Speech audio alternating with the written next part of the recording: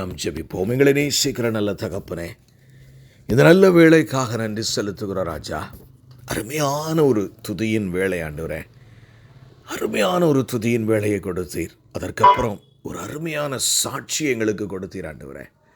ஆண்டவரே, ஆழமான ஒரு சாட்சியை கொடுத்தீர் அப்பா.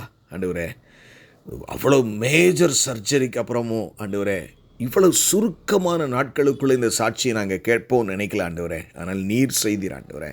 இந்த வேளையிலும் அப்பா, உம்முடைய வார்த்தை நீர் என்ன எங்களோடு பேச நினைக்கிறீரோ இதை கேட்கிற ஒவ்வொருவரோடும் நீர் பேசும்படியாக ஜெபிக்கிறோம். ஆசீர்வதிங்க, எங்களோடு கூட இடைபடுங்க ஆண்டவரே. உம்முடைய வார்த்தை என்னும் மன்னாவினால் நீர் எங்களை நிரப்பும்படியாய் ஜெபிக்கிறோம். பெரிய காரியங்களை செய்யுங்க.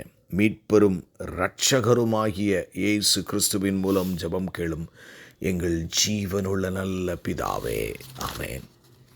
எனக்கு அருமையானவர்களே, நாம் ஒரு சீரீஸ் ஆஃப் சர்மனை நம்ம சிந்தித்து கொண்டிருக்கிறோம். அது என்ன என்றால், if you are a born again Christian, it should reflect in 10 areas in your life. அதாவது, நீ ரட்சிக்கப்பட்டவன் என்று சொல்லுவாயானால் அது உன் வாழ்க்கையில் 10 இடங்களில் வெளிப்படுத்தி காட்டப்பட வேண்டும். அல்லேலூயா. ரட்சிக்கப்பட்டோம் அப்படின்னு சொல்லிட்டு நம்ம இஷ்டத்துக்கு பேரை மட்டும், ஆண்டவருடைய பேரை சொல்லிவிட்டு நம்ம வாழ்க்கை வேறு மாதிரி இருக்க முடியாது. அதில் முதல் காரியம் நம்ம நிறைய பார்த்துட்டோம். ஏன்னா கிட்டத்தட்ட நம்ம அதில் ஒரு 4 செய்திகளை நாம் இதுவரைக்கும் கேட்டிருக்கிறோம். இன்றைக்கி 5வது ஒன்றை நாம் கேட்க போகிறோம். முதல்ல நம்ம என்ன பார்த்தோன்னா, ஒரு உண்மையான கிறிஸ்தவன் மனம் திரும்பிக் கொண்டே இருக்க வேண்டும். அதாவது திடீர்னு ஏதாவது ஒரு கோபத்தில் ஒன்று சொல்லிடுவோம், இல்லைனா ஒரு அவிசுவாசம் நமக்குள்ளே வந்துடும். அவிசுவாசம் நமக்குள்ளே இருக்கக்கூடாது. ஆமென்.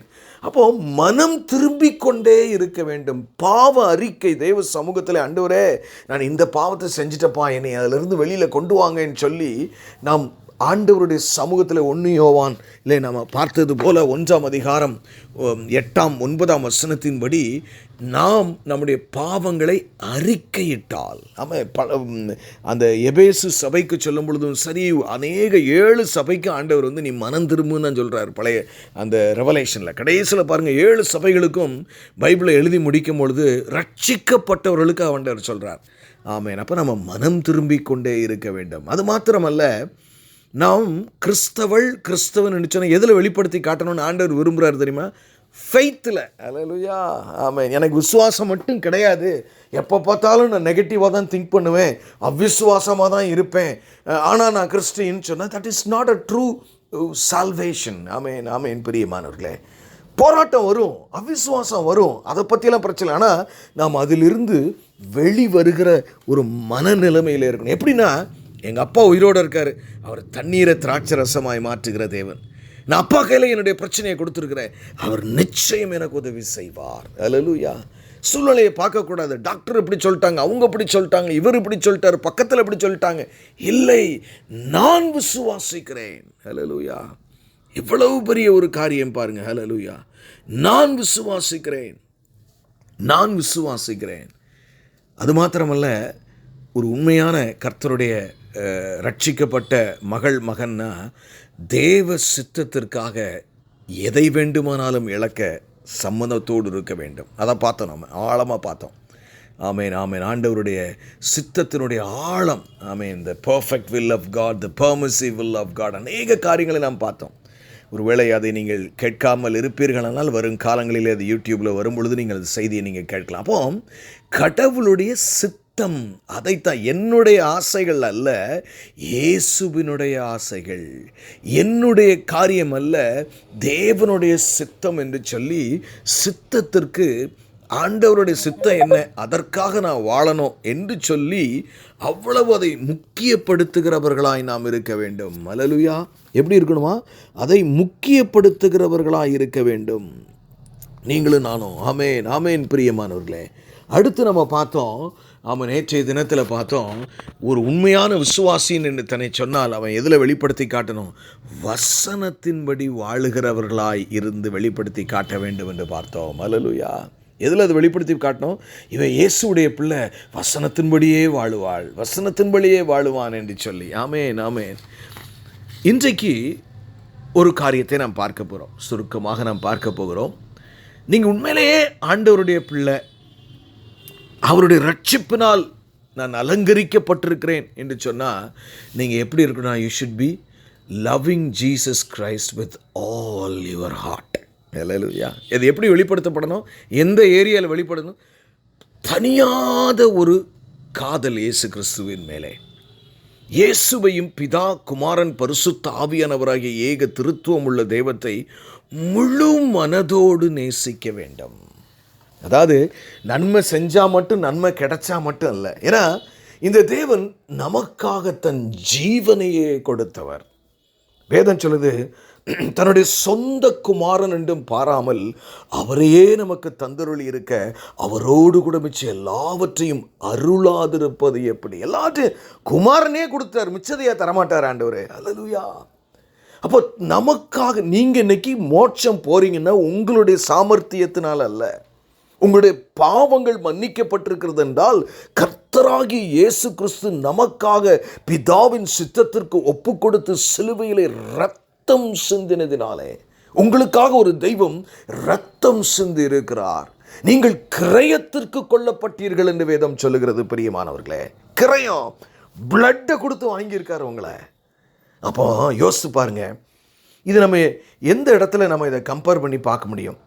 ஏன்னா அவரை விழாவில் ஒரு அம்பு ஈட்டியை வச்சு குத்தும்போது ரத்தமும் ஜலமும் இல்லையா அவருடைய சைடில் இருந்து புறப்பட்டுச்சான். இது எதை குறிக்கிறது பிரியமானவர்களே?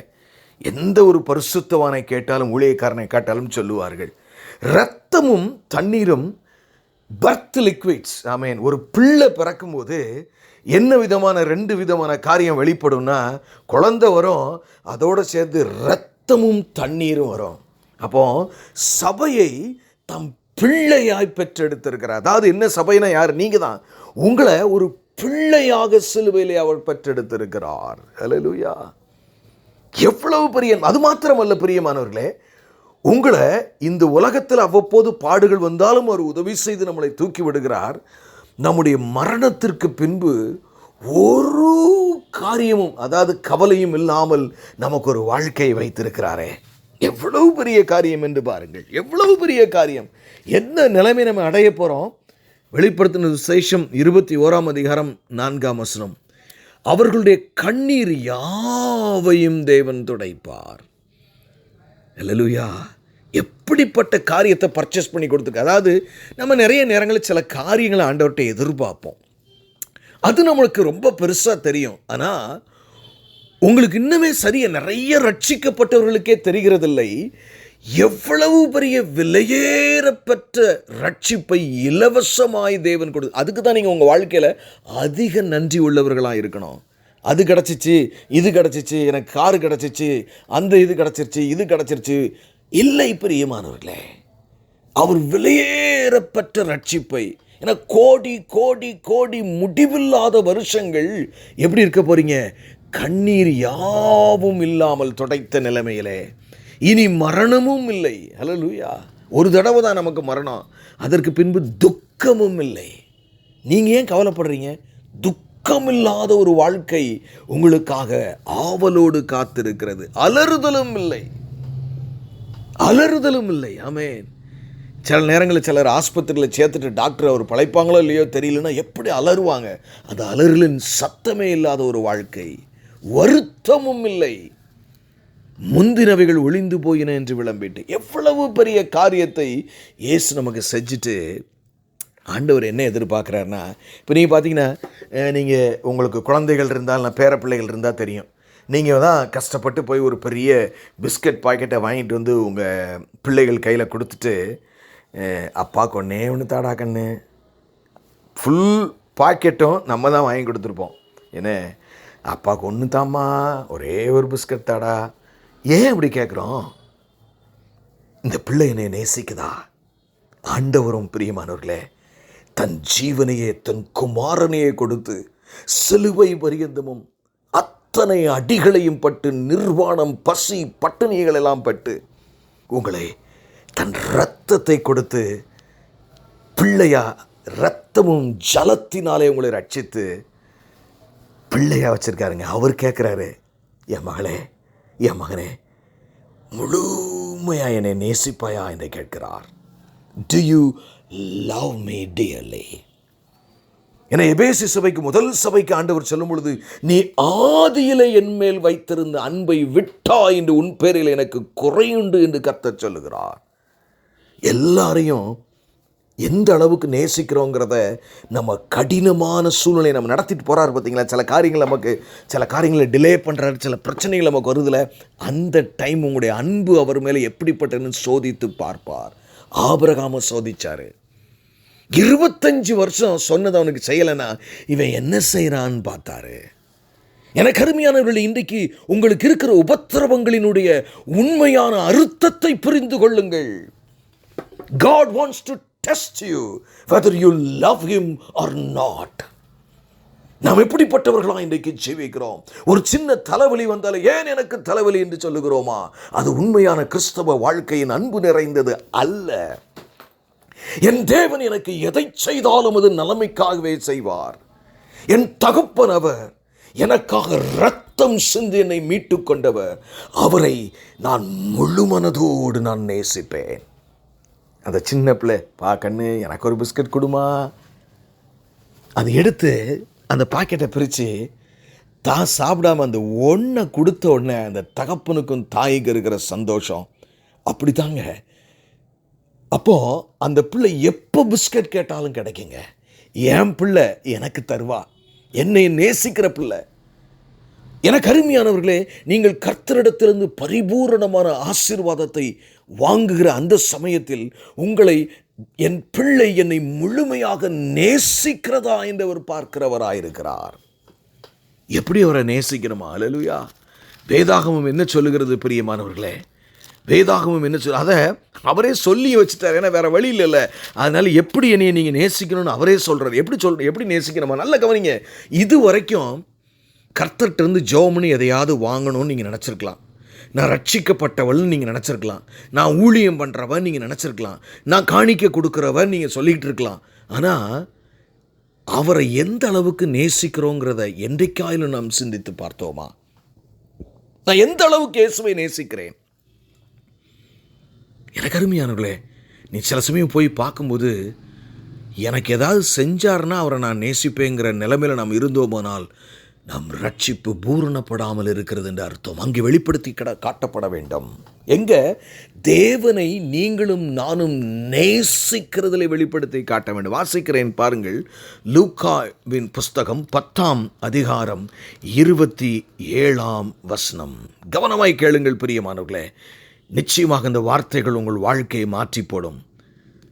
உன் தேவனாகிய கர்த்தரிடத்தில் முழு இருதயத்தோடும், அல்லேலூயா, பாதி இருதயம் கிடையாதுங்க, கால் இருதயம் கிடையாது, முக்கால் இருதயம் கிடையாது, முழு இருதயத்தோடும் உன் முழு ஆத்துமாவோடு. ஆத்துமான்னு என்ன? த கேரக்டர், சோல் அப்படின்னு என்ன அர்த்தம்? That is the inward man, the real you. Hallelujah, real you. ஏன்னா ஒருத்தருக்கு ஒருத்தர் கேரக்டர் டிஃப்ரென்ஸ் இருக்குல்ல. இவர் 100 ரூபாய் கொடுத்த ஒரு மாதிரி செலவழிப்பார், இன்னொருத்தர் 100 ரூபாய் கொடுத்த பைக்குள்ளே வச்சுக்கிட்டு. The character difference. அப்போது முழு ஆத்துமாவோடு முழு மனுஷனாக நீங்கள் என்ன செய்யணுமா? உன் தேவனாகிய கர்த்தரிடத்தில் அன்பு கூறுவாயாக. அது மாத்திரமல்ல, உன் முழு பலத்தோடும் சத்துவத்தோடும் உனக்குண்டான எல்லாவற்றோடும், ஆமென், உன் முழு சிந்தையோடும். 4 காரியம் சொல்கிறாருங்க. ஆமென். உன் தேவனாகிய கர்த்தரிடத்தில் உன் முழு இருதயத்தோடும், உன் முழு ஆத்துமாவோடும், உன் முழு பலத்தோடும், உன் முழு சிந்தையோடும், முழு முழு முழுன்னு சொல்கிறார். ஃபுல் அன்பு கூர்ந்து. ஆமென். அப்படிதான் அன்பு கூறணுமா? நீங்கள் இன்னைக்கு உங்களையும் என்னையும் நாம் சோதித்து பார்ப்போம். எந்த அளவுக்கு நான் ஆண்டவரை நேசிக்கிறேன். ஒரு சின்ன பிரச்சனை வந்தாலே திட்டுன்னு ஆண்டவரை திட்டுறோமா? இல்லை பிரியமானவர்களே. முறுமுறுத்தல் அன்புக்கு புறனானது. அல்லேலூயா.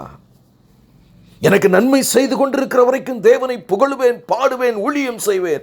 ஆனால் என் வாழ்க்கையில் பிரச்சனை என்று வந்து விட்டால் அடுத்து அந்த பிரச்சனையிலிருந்து அவர் என்னை வெளியே கொண்டு வந்தால்தான் அப்படின்ற ஒருவேளை அவ்வப்போது நமக்கு சிந்தனை வருமானால் நாம் நம்மை சீர்தூக்கி பார்க்க வேண்டும். யாராக இருந்தாலும் சரி, இன்னைக்கு ஆவியானவர் மட்டும் சொல்கிறது, எந்த அளவுக்கு இந்த வசனத்தின்படி நான் கர்த்தரிடத்தில் அன்பு கூறுகிறேனா? யோசிச்சு பாருங்க. ஒரு தாய், ஒரு அதாவது என்ன சொல்கிறது, இந்த ஃபிசிக்கலி சேலஞ்ச் சில்ட்ரன் அவங்களுக்கு இருந்தால் கூட அவங்களையும் அவ்வளோ நேசிப்பாங்க. என் பிள்ளை தூக்கி ரோட்டில் போட்டு போக மாட்டாங்க நிறைய பேர். ஆமீன். அதுக்கு நடக்க முடியாமல் இருக்கலாம், பேச முடியாமல் இருக்கலாம், அணைத்து கொள்ளுவாள் இந்த தாய். அப்படி நாம் ஆண்டவரை நேசிக்கிற, அதாவது உங்களுடைய நேசத்திலே நீங்கள் அவருடைய ரட்சிப்பினால் நிறைந்திருக்கிறத வெளிப்படுத்தினா அது யாரால் முடியும்? ரட்சிக்கப்பட்டவனால் மட்டும்தான் முடியும். ஆமென். தேவன் உங்களிடத்துல எப்படி எதிர்பார்க்கிறாருன்னு பாருங்களேன். நமக்கே ஆச்சரியமா இல்லது. அவர் சிலுவையில் நமக்கு யாவற்றையும் செய்து முடித்து விட்டார். ஆனால் நம்மிடத்தில் அவர் கேட்கிறார், என் மகனே, எனக்கு அருமையான மகளே, உன் முழு இருதயத்தை எனக்கு தந்து விட்டாயா? உன் முழு ஆத்மாவோடு என்னை நேசிப்பாயா? உன் முழு பலத்தோடு என்னை நேசிப்பாயா? உன் முழு சிந்தையோடு. அப்போ அந்த சிந்தனையில் என்ன, ஒரு காதலி இருப்பாங்கன்னா அவங்க நெகட்டிவாகவே திங்க் பண்ண மாட்டாங்க நான் நினைக்கிறேன். I don't have that personal experience. But ஆனால் ரெண்டு பேரும் அந்த பாசிட்டிவ் சைடில் தான் இருக்கும். என்ன வந்தாலும் பரவாயில்ல, அதனால ஒன்றும் இல்லை. ஒருத்தர் நம்ம நேசித்தாலே நம்ம என்ன சொல்லுவோம்னா, அதனால ஒன்றும் இல்லைங்க, இதெல்லாம் ஒரு பிரச்சனையாங்க. உண்மையிலே அவங்களுக்கு அது பிரச்சனையாக இருக்கு, ஆனால் சொல்ல மாட்டாங்க. ஏன்னா நேசிக்கிறதுனால. அதனால ஒன்றும் இல்லைங்க. So do we really love God that way? நல்லா யோசிங்க. நமக்காக தன் ஜீவனையே கொடுத்தவர். நல்லா யோசிச்சு பாருங்களேன். இன்னொரு இப்படி நான் உங்களுக்கு எக்ஸ்பிளைன் பண்ணி சொல்கிறேன். அதாவது ஒரு தாய் கன்சீவ் ஆயிட்டான்னு வைங்களேன். கன்சீவ் ஆகி அந்த ஒரு மாதத்துலேருந்து ஒரு வாமிட்டிங் வருமே, எடுத்து எங்கள் அம்மாலாம் சொல்லுவாங்க, வாமிட்னா அப்படி பாத்ரூம் பக்கத்துலேயே தான் தலை வச்சே இருப்பேன்னு சொல்லுவாங்க. அந்த காலத்துல எல்லாம் பார்த்தீங்கன்னா, இப்போ இதெல்லாம் மாத்திரை இருக்குது. வாமிட்டு எதையுமே வாயில் வைக்க முடியாது. அது மாத்திரமல்ல, நிறைய அழகு போயிடும் அந்த பிள்ளையினால். அதை கன்சீவ் ஆகிறதுனால அழகு போயிடும். அதுக்கப்புறம் பார்த்தீங்கன்னா வயிற்றில் அந்த பர்த் மார்க்குன்னு சொல்லி வயிறு வந்து ஒரு கன்சீவ் ஆகிறதுக்கு முன்னாடி இருந்த மாதிரி வயிறு எந்த பொம்பளைக்கும் இருக்காது. You all know that. அதுக்கு பின்னாடி பார்த்தீங்கன்னா அது பிறக்கும்போது அது வயிற்றுக்குள்ளே குத்துறதும் இதிக்கிறதும், அதுக்குள்ளே எவ்வளவோ பிரச்சனைகளை தாண்டி வந்த பின்னாடி, அதுவும் இப்போ பார்த்தீங்கன்னா அந்த டெஸ்ட்டு இந்த டெஸ்ட்டு, குழந்தை அப்படி இருக்குது, குழந்தை இக்கடி சுற்றிருச்சு, அது அப்படி இருக்குது, என்னென்னலாமோ சொல்லி டாக்டர்கிட்ட போய் மருத்துவம் எடுத்து அதுக்காக சாப்பிட்டு வயிறை தள்ளி நடக்க முடியாமல் கஷ்டப்பட்டு தூக்கி அப்படிலாம் நடந்து கடைசியில் அந்த பிள்ளை வெளியில் வரும்போது ஒரு மரண வலி. உலகத்திலே யாரும் அந்த வலியை பார்த்துருக்கவே முடியாது பிரியமானவர்களே. அப்படிப்பட்ட வலி. அதற்கு பின்னாடி அந்த பிள்ளை அவ்வளவு பிரச்சனைகளுக்கு அப்புறம் அந்த பிள்ளை வெளியே வரும். ஆனால் அந்த தாய், ஹல்லேலூயா, அந்த குழந்தையை அணைத்து கொண்டு அவ்வளோ, எனக்கு என் வலிக்கெல்லாம் நீதானடா காரணம், அப்படி எந்த தாயும் நினைக்க மாட்டா.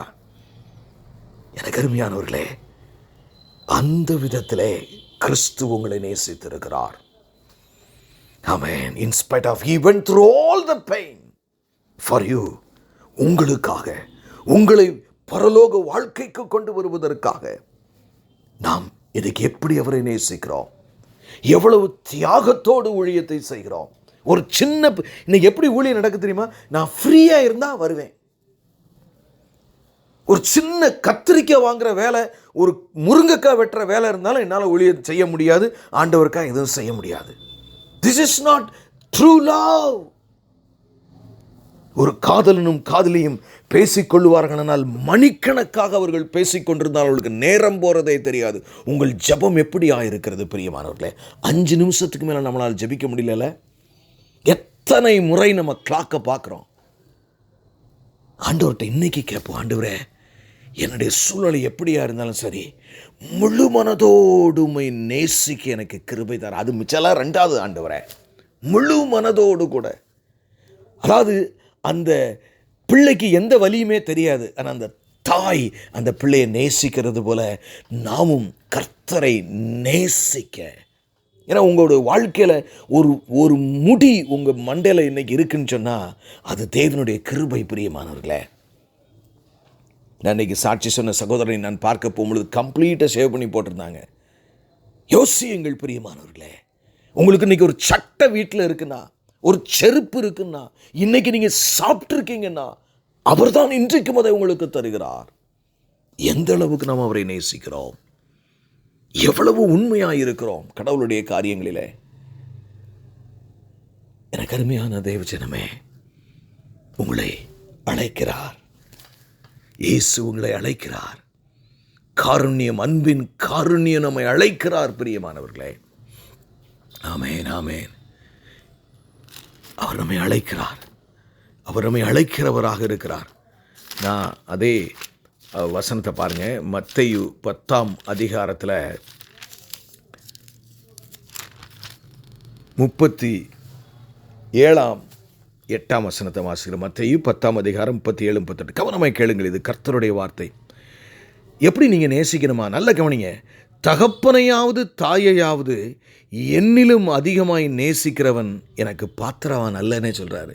He is fixing the yardstick.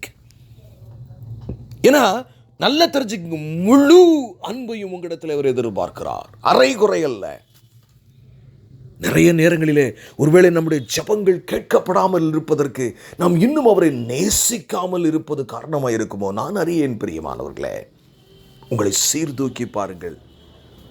என்னைய விட நீ எதையாயிலும் ஒன்று அதிகமாக நேசிச்சன, நீ எனக்கு பாத்திரவான் அல்லனே சொல்கிறாரு. உண்மையான அன்பு எப்படி இருக்கும்? என்ன இப்போ பாருங்களேன், உங்கள் பிள்ளைகள் என்ன தப்பு பண்ணாலும் நைட்டானால் 2 திட்டினாலும் வீட்டில் சோறு போட்டு படுக்க வைப்பீங்க. ஏன்டா இப்படி வெளியில் சுற்றுற, ஏன் படிக்கலை, ஏன் இப்படி ஃப்ரெண்டோட சுற்றுற, என்ன அவன் செஞ்சாலும் அந்த பிள்ளை செஞ்சாலும் கடைசியில் கூப்பிட்டு வீட்டில் வச்சுக்குவோம் நம்ம. காரணம் என்ன? என் பிள்ளை அன்பு. ஆனால் நம்ம அந்த மனப்பக்குவத்தில் ஆண்டவரிடத்தில் இருக்கிறோமா பிரியமானவர்களே? இங்கே பாருங்கள் 37ஆம் வசனத்தில், தகப்பனையாவது தாயாவது என்னிலும் அதிகமாய் நேசிக்கிறவன் எனக்கு பாத்திரவான் அல்ல, மகனையாவது மகளையாவது என்னிலும் அதிகமாய் நேசிக்கிறவன் எனக்கு பாத்திரவான் அல்ல. எப்படி அவரை நேசிக்கிறோமா? 38 பாருங்க. தன் சிலுவையை எடுத்துக்கொண்டு, அதான் உங்களுக்கு பாடுகள் வந்தாலும், அதான் அர்த்தம், வேற ஒன்றும் இல்லை. சிலுவைன்னு எங்க உங்களுக்கு பாடுகள் வந்தாலும் அதை சுமந்துக்கிட்டும் தேவனை நேசித்து அவர் சொல்கிற ஊழியத்தை செஞ்சு அவரிடத்துல ஜெபிச்சு அவரை துதித்து அவரை கனம் பண்ணி, என்றைக்காயிலும் ஒரு நாள் இந்த சிலுவையை தேவன் எனக்கு இறக்கி வைக்க உதவி செய்வார் என்று சொல்லி அன்போடு கூட வாழ்கிறது தான் கிறிஸ்தவ வாழ்க்கை. தன் சிலுவையை எடுத்துக்கொண்டு என்னை பின்பற்றாதவன் எனக்கு பாத்திரவான் அல்ல. ஒருவேளை அவருக்கு பாத்திரவானே நம்ம இல்லாமல் நம்ம வாழ்ந்தோம்னா அது எவ்வளவு பரிதபிக்கப்பட்ட வாழ்க்கை பிரியமானவர்களே. நல்ல சிந்திங்க, நல்ல சிந்திங்க பிரியமானவர்களே. உண்மையிலேயே நம்ம ஆண்டவரை நேசிக்கிறோம் அப்படின்னா நாம் எப்படிப்பட்டவர்களாய் நடக்கணும் பாருங்க. யோவான் 14ஆம் அதிகாரம் 15ஆம் வசனம். கவனமாய் கேளுங்கள் பிரியமானவர்களே, இது கடவுளுடைய வார்த்தை. நீங்கள் என்னிடத்தில் அன்பாய் இருந்தால் என் கற்பனைகளை கை கொள்ளுங்கள். அடுத்து சொல்றாரு, ஆமென், உன் சிலுவை எடுத்துக்கொண்டு வாங்குறாரு. ஆனால் இங்கே சொல்றாரு, நீ உண்மையிலேயே நீ நேசிக்கிறன என் வசனத்துக்கு கீழ்ப்படிங்கிறாரு. நேற்று இதை ஆழமாக பார்த்திருக்கிறோம், ஆகவே நான் அதிகமாக சொல்ல நான் விரும்பவில்லை. If you truly love me, திருப்பி அதை வாசிக்கிறேன், நீங்கள் என்னிடத்தில் அன்பாயிருந்தால், அது நம்ம சாய்ஸாக விடுறாரு. நீங்கள் என்னிடத்தில் அன்பாயிருந்த என் கற்பனைகளை கை கொள்ளுங்கள். கற்பனைகளை வாசியுங்கள் என்பது மாத்திரம், கற்பனைகளை பிரசங்கியுங்கள் என்று எழுதப்படவில்லை. கற்பனைகளை கை கொள்ளுங்கள். நம்ம ஆண்டவர்கிட்ட போய் நான் எந்த வசனத்துக்கும் கீழ்ப்படிய மாட்டேன், ஆனால் நம்ம நேசிக்கிறேன்னா அவர் நேசமாகவே எடுத்துக்கொள்ளுகிறது இல்லை பெரியமானவர்களே. You should be craving to obey the scriptures. You should be craving to obey the scriptures. பிலிப்பியரில் ஒரு வசனத்தை நான் உங்களுக்கு காட்டி கொடுக்க விரும்புகிறேன். பிலிப்பியர் 3ஆம் அதிகாரம் 8ஆம் வசனம் இப்படியாய் சொல்லுகிறது. கவனமாய் கேளுங்கள், இது கர்த்தருடைய வார்த்தை. பிலிப்பியர் 3ஆம் அதிகாரம் 8ஆம் வசனம். இயேசுவை அறிகிற அறிவின் மேன்மைக்காக எல்லோவற்றையும் நஷ்டம் என்று எண்ணிக்கொண்டிருக்கிறேன். பரிசுத்த பவுல் எழுதுகிறார். அதாவது இயேசு கிறிஸ்து யார் என்று தெரிந்து கொள்வதற்காக எனக்கு என்ன பெரிய மேன்மை இருந்தாலும் அதையெல்லாம் நஷ்டம் என்றே நான் எண்ணுகிறேன். To that extent, Saint Paul was focusing on loving Jesus. எல்லாம் எனக்கு குப்பை தான், இன்னைக்கான நம்ம அந்த குப்பைக்குள்ள தான் ஆண்டவரிடத்தில் குறை கண்டுபிடித்து கொண்டிருக்கிறோம். Never do that. கர்த்தரிடத்தில் முறுமுறுக்காதீங்க. அது அன்பற்ற காரியத்தை வெளிப்படுத்துகிற காரியம். நெவர் முறுமுறுக்காதீங்க. அங்க என் அப்பா எது செய்தாலும் எனக்கு நன்மைக்கு எதுவாய் செய்வார், என் வேதனை அவருக்கு தெரியும், ஒரு நாளில் அதை மாற்றுவார் என்று அன்போடு கூட போக வேண்டும். பிரியமானவர்களே, நீங்க எப்படி போகிறீங்க? How do you go? இன்றைக்கு ஆண்டவர் இந்த வசனத்தை கேட்டுக்கொண்டிருக்கிற யாராயிருந்தாலும் சரி, உங்களிடத்திலே ஒரு அன்பை அவர் எதிர்பார்க்கிறார். ஒரு அன்பை எதிர்பார்க்கிறார். ஹல்லேலூயா. உண்மையா ஒப்பு கொடுப்போமா? ஆமேன். உண்மையா நம்ம ஒப்பு கொடுப்போமா பிரியமானவர்களே? ஆமேன், ஆமேன். பிரியமானவர்களே, உண்மையா ஒப்பு கொடுப்போமா? ஒரு ஸ்திரீ இருந்தா, உங்களுக்கு தெரியும், லூக்கா 7ஆம் அதிகாரத்தில், நான் கொஞ்சம் ஃபாஸ்ட்டாக நம்ம அதை பார்த்துட்டு அப்படி முடிச்சிருவோம். அப்பொழுது இந்த ஊரிலே பாவியாக ஒரு ஸ்திரீ, அவர் பரிசேயன் வீட்டிலே பந்தி இருக்கிறதை அறிந்து ஒரு பரணியில் பரிமள தைலத்தை கொண்டு வந்து அவருடைய பாதங்களில் அருகே பின்னாக நின்று அழுது கொண்டு அவருடைய பாதங்களை தன் கண்ணீரினால் நனைத்து தன் தலைமயிரினால் துடைத்து அவருடைய பாதங்களை முத்தம் செய்து பரிமள தைலத்தை பூசினாள். கவனமாக கேளுங்க. அவர் அழைத்த பரிசேயன் அதை கண்டபோது, இவர் தீர்க்கதரிசியாய் இருந்தால் தம்மை தொடுகிற ஸ்திரீ இன்னாள் என்று எப்படிப்பட்டவள் என்றும் அறிந்திருப்பார், இவள் பாவியாக இருக்கிறாளே என்று தனக்குள்ளே சொல்லிக் கொண்டான். இயேசு அவனை நோக்கி, சீமோனே, உனக்கு நான் ஒரு காரியத்தை சொல்ல வேண்டும் என்றார். அதற்கு அவன், போதகரை சொல்லும் என்றான். அப்பொழுது அவர், ஒருவனிடத்தில் 2 பேர் கடன்பட்டிருந்தார்கள். ஒருவன் 500 வெள்ளிக்காசும் மற்றொருவன் 50 வெள்ளிக்காசும் கொடுக்க வேண்டியதாயிருந்தது. கொடுக்க அவர்களுக்கு நிர்வாலம் எல்லாம் போனது.